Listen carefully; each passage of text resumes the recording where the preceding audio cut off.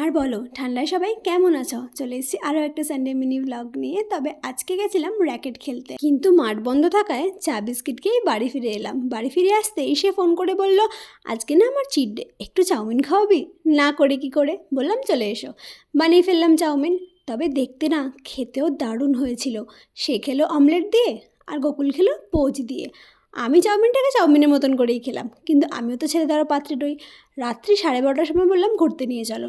আচ্ছা, আমাকে দেখে মনে হচ্ছে না খুব শীত পড়েছে? না গো, সবে জ্বর থেকে উঠেছে তো, এগুলো না পড়লে নিয়ে যাবে না। যাওয়ার পথে গোকুলকেও পিক করে নিয়েছিলাম, ওকে বলেছিলাম চা খেতে যাব, ও বিয়ে বাড়ির সাজ দিয়ে চলে এসেছে।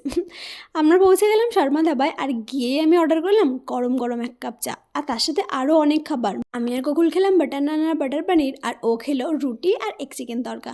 আমি তো প্লেট সাজিয়ে খেতে বসে পড়েছি, আর দেখো কি সুন্দর পোজ দিয়ে খেলো না।